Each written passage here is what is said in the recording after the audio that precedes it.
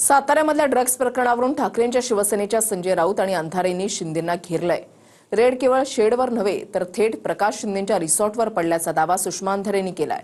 तर ठाण्यामध्ये शिंदेंच्या घरामध्ये कुणी ड्रग्ज घेत आहे का असा सवाल राऊतांनी केलाय। साताऱ्यात ड्रग्ज प्रकरणावरून ठाकरेंच्या शिवसेनेच्या निशाण्यावर पुन्हा एकदा एकनाथ शिंदे आल्याचं पाहायला मिळालं। सुषमा अंधारे आणि संजय राऊतांनी ड्रग्जवरून शिंदेंवर अप्रत्यक्षपणे टीका केली आहे। रेड केवळ शेडवर नव्हे तर थेट प्रकाश शिंदेंच्या रिसॉर्टवर पडल्याचा दावा सुषमा अंधारेंनी केलाय। या प्रकरणात शिंदेंचे भाऊ प्रकाश शिंदेंच्या तेजयश हॉटेलवर याआधी आरोप झालेत। दरम्यान ठाण्यामधल्या उपमुख्यमंत्री शिंदेंच्या घरामध्ये कुणी ड्रग्ज घेत आहे का असा सवाल राऊतांनी केलाय। 115 कोटीचं ड्रग्ज मिळाल्यानंतरही जो स्पॉटला माणूस आहे ओंकार डिगे त्याला अजूनही ताब्यात घेतलं नाही। जो दरेगावचा सरपंच आहे, युवा सेनेचा तालुका प्रमुख आहे, तो रणजित शिंदे कुठे आहे? एकीकडे मुख्यमंत्री असं म्हणतात की आम्ही सगळ्या गोष्टी बाहेर काढणार आहोत। मी वाट बघितली, मुख्यमंत्र्यांच्या कर्तव्यदक्षपणावर माझा विश्वास आहे म्हणून मी थांबले 20-25 दिवस। स्थानिक असं सांगतात की ही रेड शेडवर पडलीच नाही।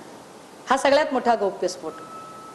ही रेड शेडवर पडलीच नाही, ही रेड रिसॉर्टवर पडली असं स्थानिक सांगतात। कदाचित आत्मजी सावंतकडे काही महत्त्वाचे पुरावे आहेत म्हणून त्यांना माध्यमासमोर येऊ दिलं जात नाही का?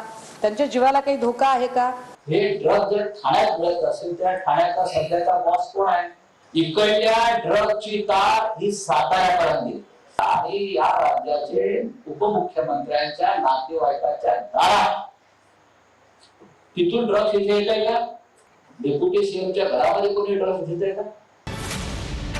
तर पालकमंत्री ढ असल्याची टीका करणाऱ्या सुषमा अंधारेंवर मंत्री शंभूराज देसाईंनीही पलटवार केलाय। ओंकार डिगेला अटक कधी होणार आहे? जर तुम्ही ओंकार डिगेला अटक केली नाही तर हा लढा मला अधिक तीव्र करावा लागेल। पालकमंत्री म्हणून शंभूराज देसाई यांनी नेमकी काय कारवाई केलेली आहे याची स्पष्टता शंभूराज देसाई यांनी दिली पाहिजे। मी मागेही म्हटलं की पालकमंत्री म्हणून शंभूराज देसाई हे ढ आहेत। सुषमा अंधारेंना मुंबईत बसून बोलायला काय लागते? सुषमा अंधारे आणि संजय राऊत हे एकमेकाचे आवळे जवळे बहीण भाऊ आहेत। दोघांनाही मीडिया पुढे बोलण्याशिवाय दुसरं काही काम नाही। एवढा मोठा ड्रग्जची फॅक्टरी सापडल्यानंतरही आपल्या महाराष्ट्राचे गृहमंत्री आणि मुख्यमंत्री देवेंद्र फडणवीस हे क्लीन चिट देऊन एकनाथ शिंदेंना मोकळे झालेले आहेत। कोणताही निधी देत असताना टक्केवारी। त्यामुळे भारतीय जनता पक्ष देवाभाऊ म्हणते मुख्यमंत्र्यांना, ते देवाभाऊ म्हणणं बंद करावं, टक्का भाऊ म्हणावं। हर्षवर्धन सपकाळांना टीकेशिवाय काही शिल्लक नाही।